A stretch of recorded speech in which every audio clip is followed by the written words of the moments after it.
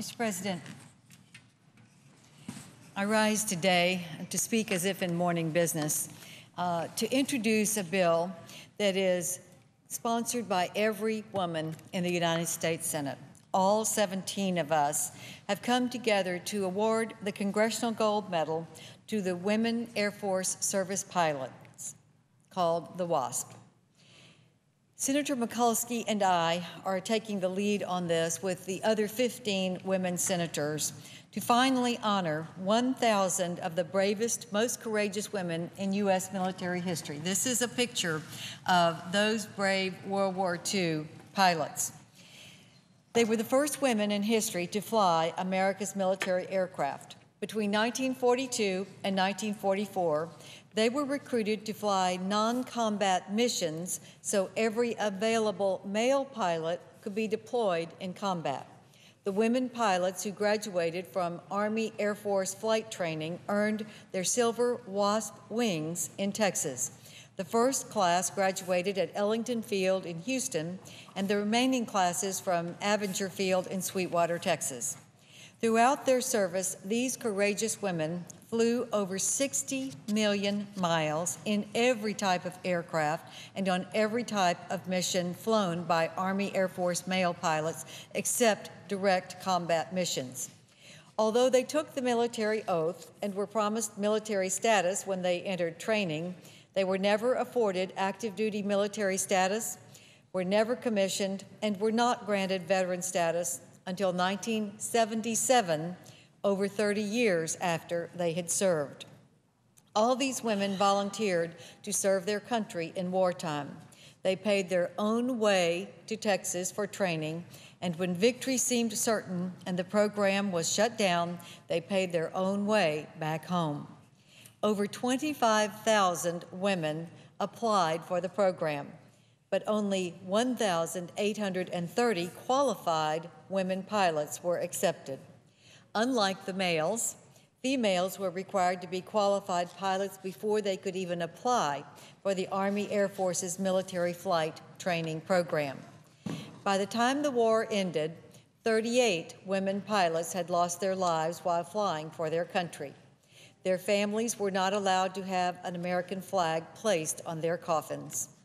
I wrote about the WASP in my 2004 book, American Heroines, the Spirited Women Who Shaped Our Country.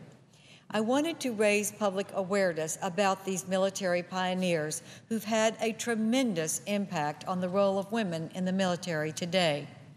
Their example paved the way for the armed forces to lift the ban on women attending military flight training in the 1970s and opened the door for women to be fully integrated as pilots in the armed forces. Today, women fly every type of aircraft, from combat fighter aircraft to the space shuttle. However, despite their cultural impact, the WASP have never received honors, nor have they been formally recognized by Congress for their wartime military service, until now. We, the women of the Senate, are introducing legislation to award the Congressional Gold Medal to the courageous WASP of World War II. The Congressional Gold Medal is the highest and most distinguished award that this body can award to a civilian. These women are certainly worthy, and there are precedents for this action. In 2000 and 2006, this body awarded the Congressional Gold Medal to the Navajo Code Talkers and the Tuskegee Airmen, respectively. Those heroes deserved the same type of distinction, and they too served in World War II and were finally appropriately honored by their government. Now it is time for Congress to celebrate the courage of another group of remarkable Americans who served with courage and honor and whose example brought historic change to our nation. Of the 1,102 WASP, approximately 300 are still alive today and are living in almost every state of our nation. They have earned this honor, and the time to bestow the honor is now, really before any of them are away from us and not able to come to the ceremony, which I hope we will have. I'm so pleased that every female senator, all 17 of us, are co-sponsors of this bill. And I hope the rest of our colleagues will also join and that we can pass this bill expeditiously. Mr. President, I would like to take a moment with this wonderful picture in the background to read some of the bill that we have just introduced today. Congress finds that the Women Air Force Service Pilots of World War II, known as the WASP, were the first women in history to fly American military aircraft. More than 60 years ago, they flew fighter, bomber, transport, and training aircraft in defense of America's freedom.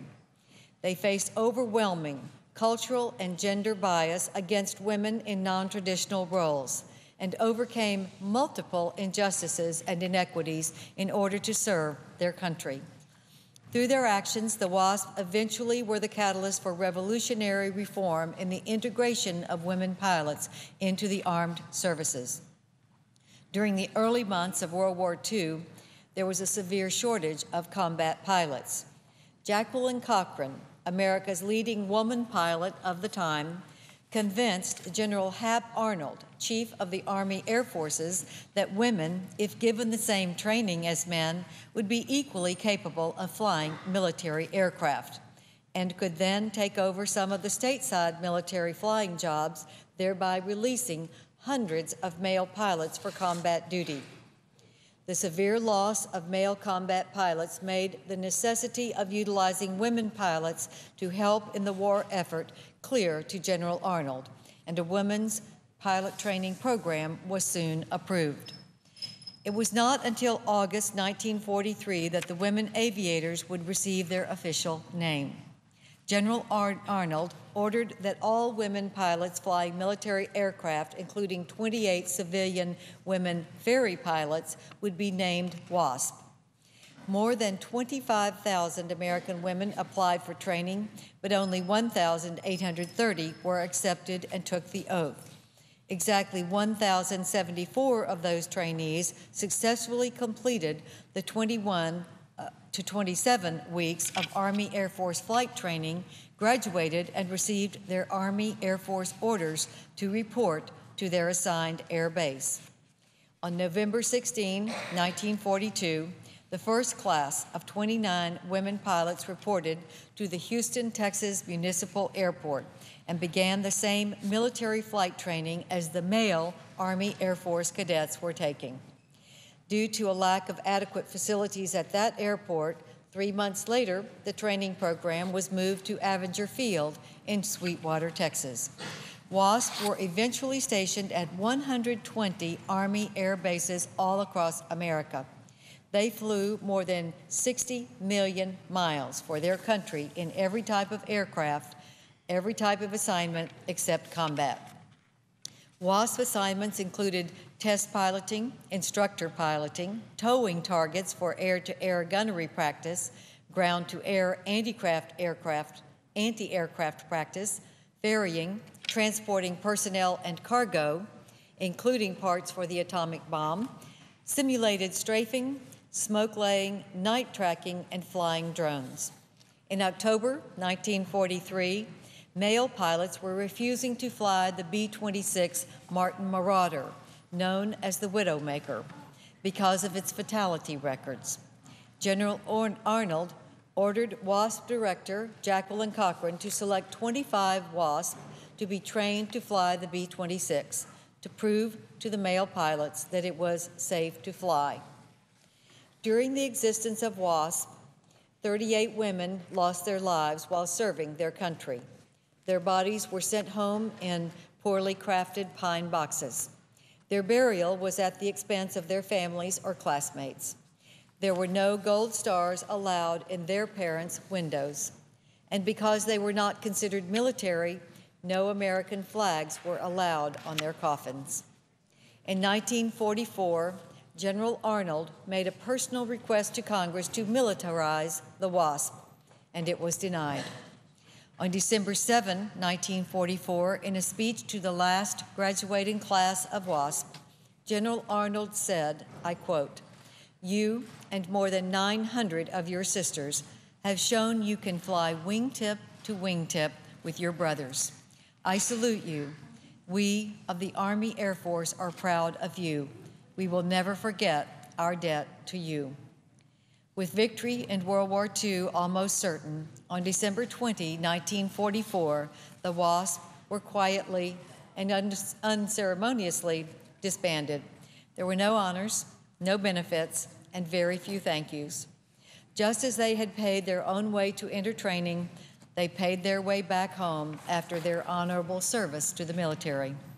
The WASP military records were immediately sealed, stamped classified or secret, and filed away in government archives, unavailable to the historians who wrote the history of World War II, or the scholars who compiled the history textbooks used today, with many of the records not declassified until the 1980s.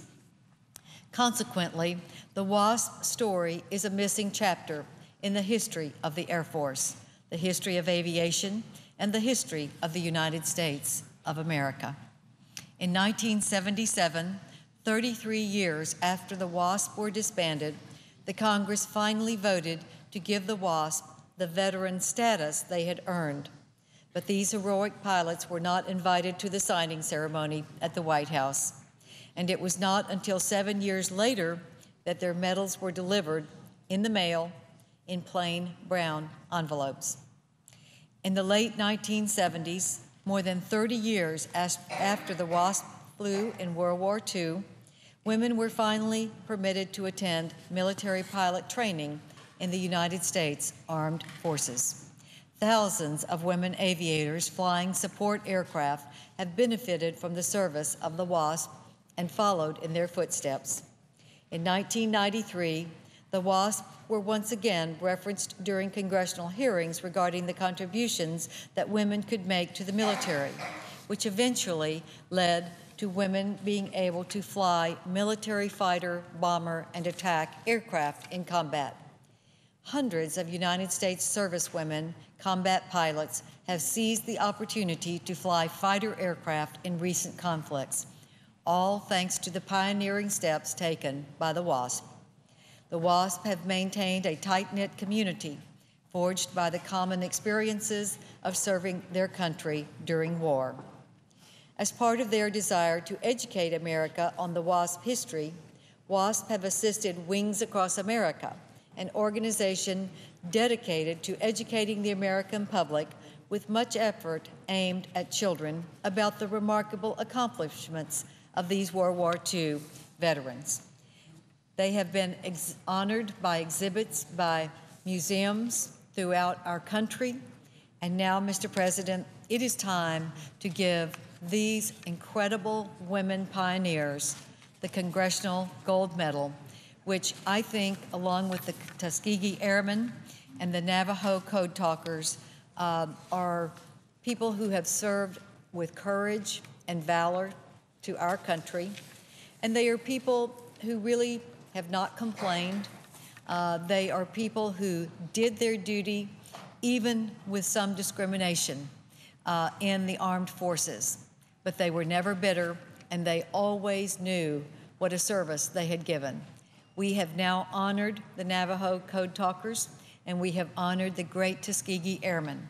And I hope we will also accord the greatest honor that we can bestow as Congress to the WASP of World War II. Thank you, Mr. President, and I yield the floor.